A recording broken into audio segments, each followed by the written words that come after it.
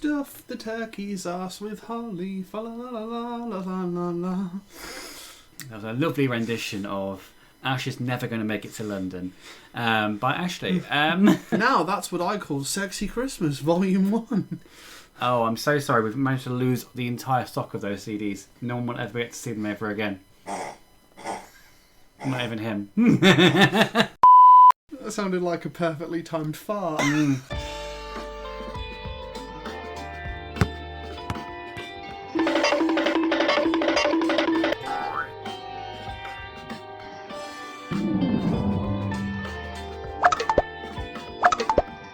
Hello everyone, welcome back to LWAG's Guide to Christmas Movies. This time we're doing the adult section, so all these movies going forward will all be kind of related to like adult movies, so not necessarily recommended for children. Now when we say adult... I don't mean that, we mean more, it's more aimed at adults and teenagers rather than kids. Yeah, so we don't mean things like... Oh gosh! Or... Welcome to this year's second LWAG Christmas episode. Sit back, pour that huge bottle of Chardonnay. We're looking at you, Gina. Because she's an alcoholic. She doesn't want to tell anyone, but she is. Get lost! She's going to sue us. And enjoy LWAG's Guide to Christmas Movies for Adults.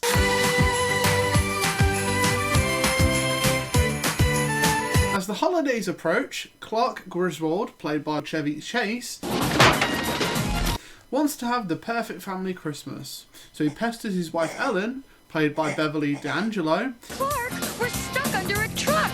Do you sleep with your brother? Do you know how sick and twisted that is, Mom? Well, I'm sleeping with your father.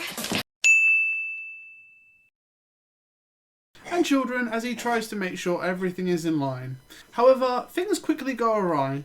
His hit cousin Eddie, played by Randy Quaid, We didn't come to impose. Oh, hell, there's plenty of room. and his family show up unplanned and start living in their camper on the Griswold property.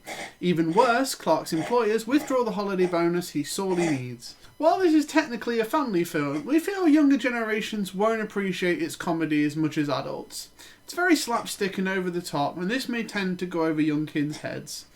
We feel adults will appreciate this movie more as it highlights something I think we can all relate to as the holidays when we are older, is that we try to make everything perfect and we tend to overpromise. Especially as Clark has promised his family a pool and has started making it before he even gets the money to do so. So this year, learn from this movie and know that things don't have to be perfect, appreciate what you have and make the most of the season.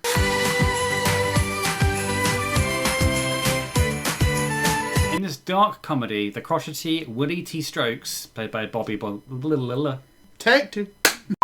In this dark comedy, the crotchety Willie T. Strokes, played by Billy Bob Thornton, and his partner, played by Tony Cox, reunite once a year for a holiday con. Posing as a mall Santa and his elf, they rip off shopping outlets on Christmas Eve. This year, however, Willie is falling apart. He's depressed and alcoholic, and his erratic behaviour Look who's here, it's Santa. I'm on my lunch break, okay? draws the suspicion of mall security, played by Bernie Mac. But when befriending a small boy brings out his kinder side, Where's your sleigh? It's in the shop. Where's the reindeer? I stable them. Where's the stable? Next to the shop. How do they sleep? Are you messing with me? Willie begins to wonder if there's still some hope for him. Billy Bob's portrayal as a down-and-out alcoholic is portrayed expertly. From the get-go, we can see that he definitely should not be playing a mall Santa. But no matter how bad he is, in the eyes of Thurman, played by Brent Kelly, the young boy who believes that Billy is the real Santa, he unfortunately sticks by his side and even in some cases innocently enables his behaviour. Billy as Santa in one scene is so bad that he picks up a lady at the bar and, well... I'm an eating, drinking, shitting, fucking Santa Claus. Prove it. Fuck me, Santa, fuck me, Santa, fuck me, Santa. Fuck me, Santa, fuck me, Santa, fuck me, Santa, fuck me, Santa. Oh, can I at least take this hat off? No, I love that. I love that. Welcome back. Hopefully YouTube doesn't demonetize us for this. Shall I leave the hat on? I'm going to try that. You definitely aren't. But as the movie goes on, Billy soon learns from his deplorable behaviour when he is betrayed by his sidekick in crime and even teaches Thurman to stand up for himself from the constant bullying that he receives. Perhaps described as a shitty Charles Dickens rip-off, this Christmas movie, while not the greatest, provides a great laugh even after a few mulled wines.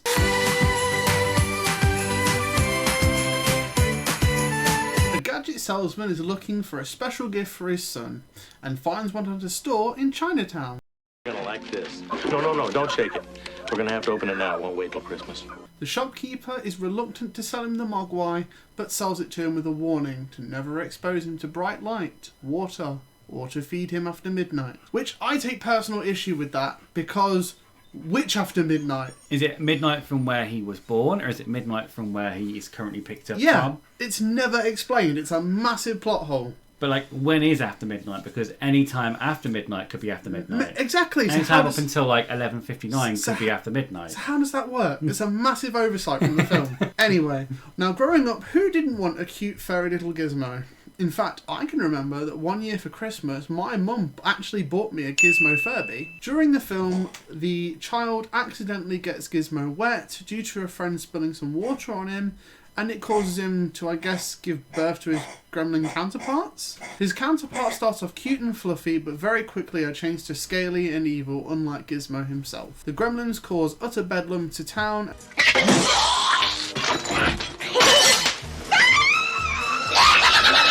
And it's down to Gizmo and Co to save the day and stop them. This movie, while having a cute and fluffy lead character in Gizmo, is defo not for children. A holiday classic which in our opinion has faded out a little in the last few years, but hints of a remake loom, and who knows, this once 80s Christmas classic might be making a return for future generations.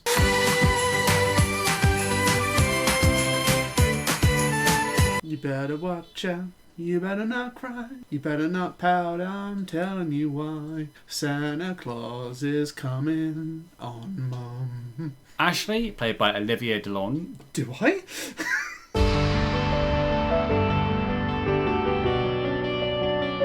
I can tell you she's much prettier than I am. I'm flattered though.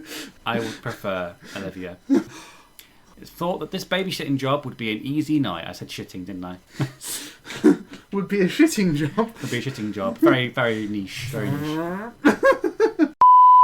Thought this babysitting job would be an easy night. But the night takes a drastic turn when dangerous intruders break in and terrorise her and the 12-year-old that she's watching, Luke, played by Levi Miller. Ashley defends to her charge to the best of her ability. I'll find you. Don't worry, I'll protect you. Only to discover this is no normal home invasion. There's not a whole lot we can tell you without giving away the plot and twists and turns of this movie, but all you need to know is that if you're looking for a more violent version of Home Alone, then this, our friends, is the movie for you. What we can say is that while portraying the helpless teen in your average horror movie slasher series, by the end of the movie, Ashley is in full-blown badass mode, giving Cindy Campbell energy, and we live for it. Cindy, your ass looks fat!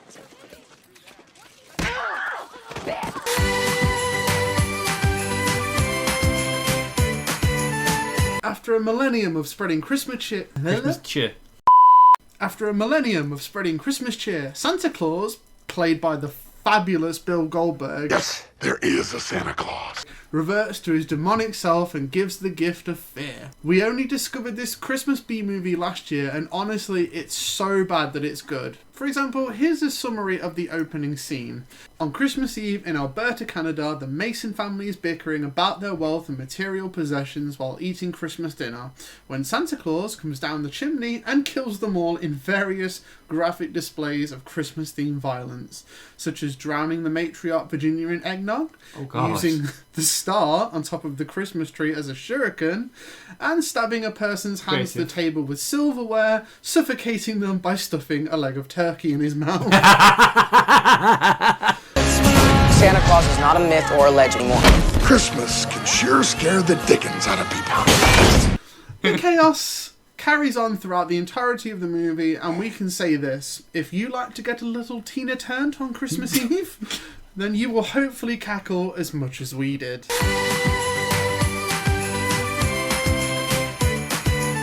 While the holiday season represents the most magical time of the year, ancient European folklore warns of Krampus, a horned beast who punishes the naughty children at Christmas time.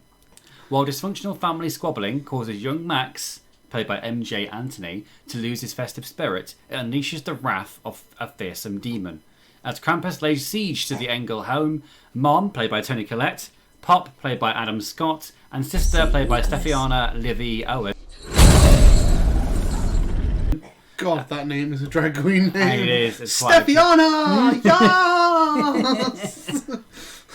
and her brother must band together to save one another from a monstrous fate. As a person who is witchy and loves the darker side of the festive season, this film is a must-see, no questions asked.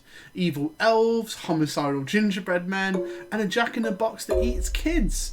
Grab your warm cider and box of celebrations and watch Krampus ruin an American entitled family's holiday, which I think we can all get behind.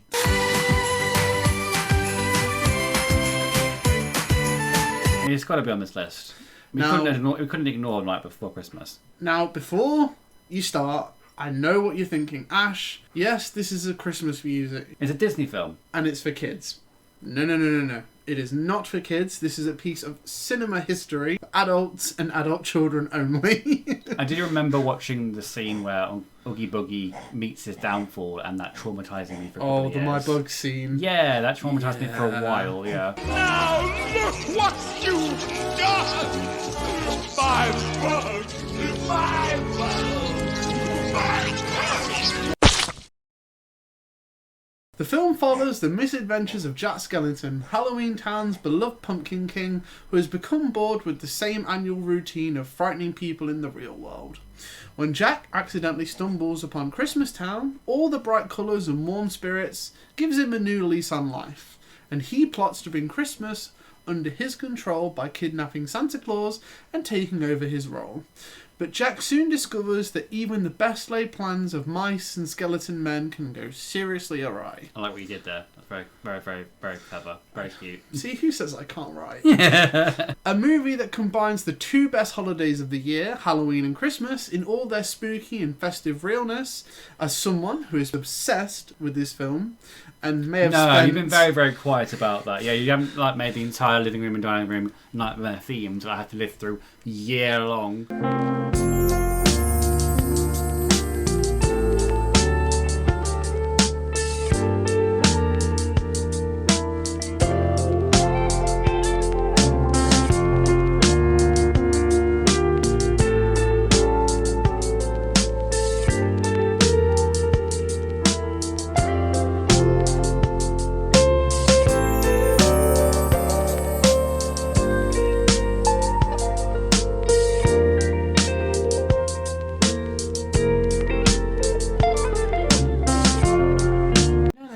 Do that sort of thing, would you? And may have spent nearly £2,000 on nightmare decorations over the years. Get out of my house. I mean, it transforms our dining room every year, and I love it. And, you know, it comes with me. You know, you agreed to it when you married me. I don't believe I saw that in the small print. The contract was there, you just didn't read it. If you have not seen this film, as soon as this video ends, I demand you go onto Disney Plus and strap in for this magical piece of cinema history. As a treat, as we just said, here's a few more pictures of my nightmare collection. They're all over my face, aren't they? Yeah, they are. Get off my face! Wasn't what you were saying to me last night. Ash has now been fired from the channel. Cheeky bitch. Yeah, I am.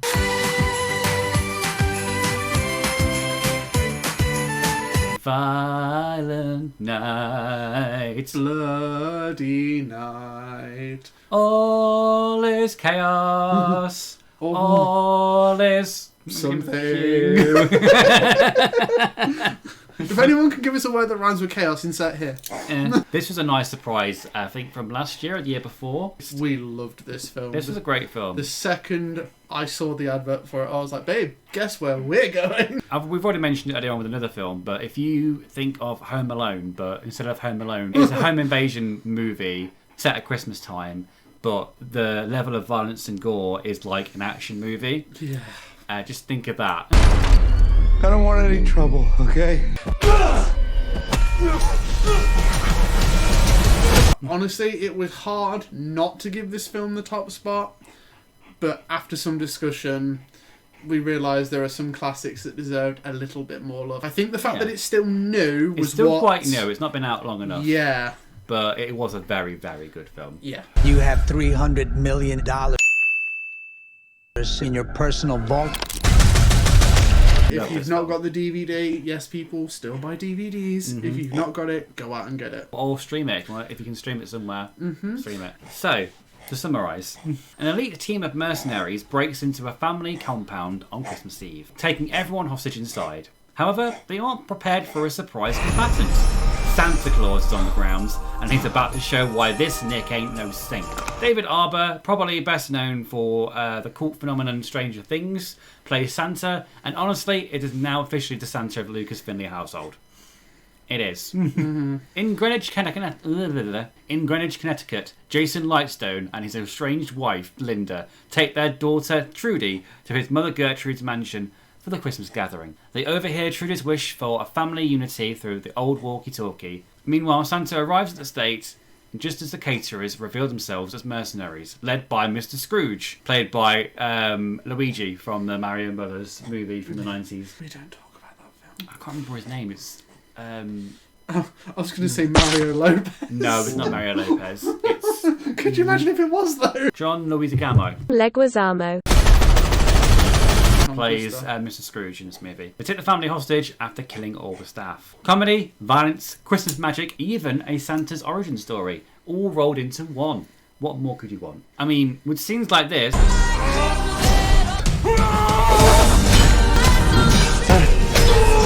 Naughty.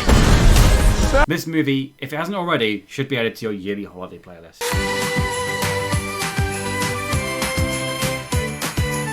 Now again, before we start... It's a Christmas movie. It is a Christmas movie. It's set at a Christmas party. Yes, it is. On Christmas. Yeah. It's a Christmas movie. Yeah, it is. Done. New York City policeman played by John McClane is visiting his estranged wife played by Bonnie Bedelia and 2 daughters on Christmas Eve.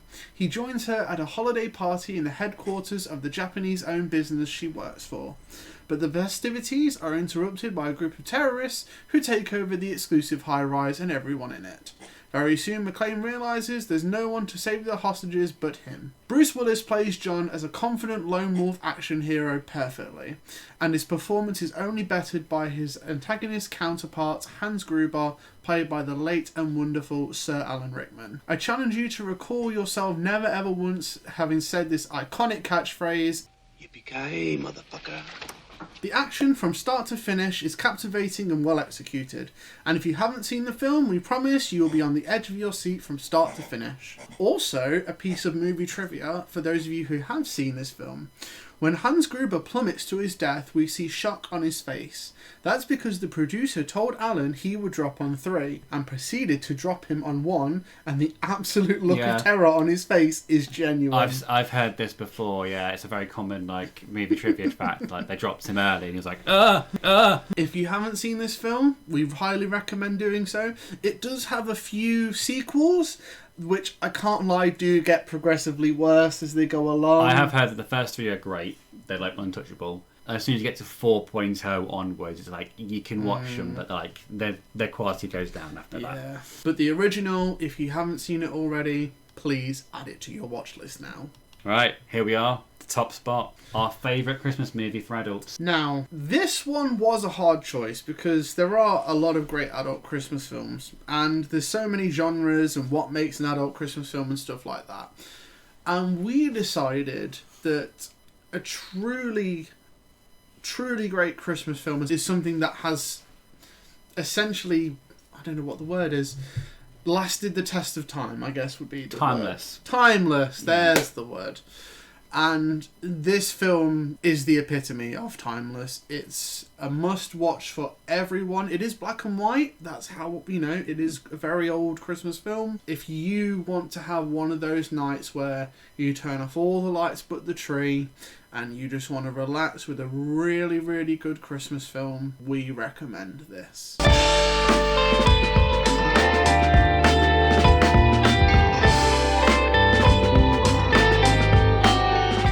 George Bailey has so many problems, he's thinking about ending... So am I.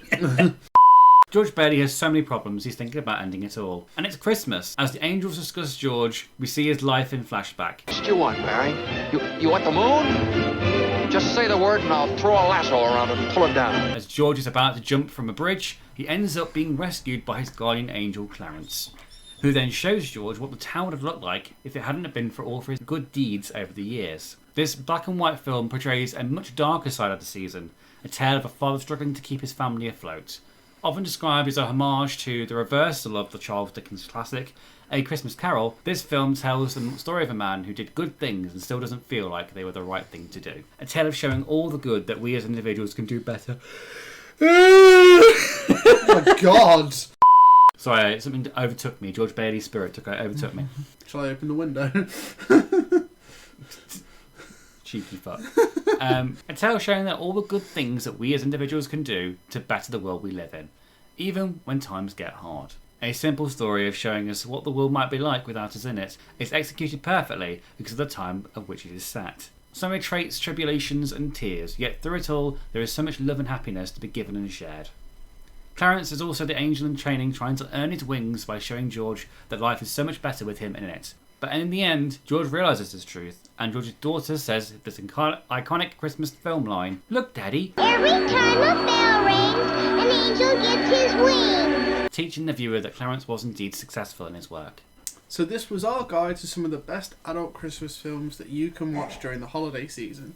Did we perhaps miss your favourite adult Christmas film? Comment below and tell us all about it. So before we go, we'd just like to thank you for being here with us, for watching our content. So I think the perfect way to end this is just for us to say we wish you a very happy Christmas and a very happy, healthy New Year. Bye everyone! Bye everyone! Happy Christmas! Bye!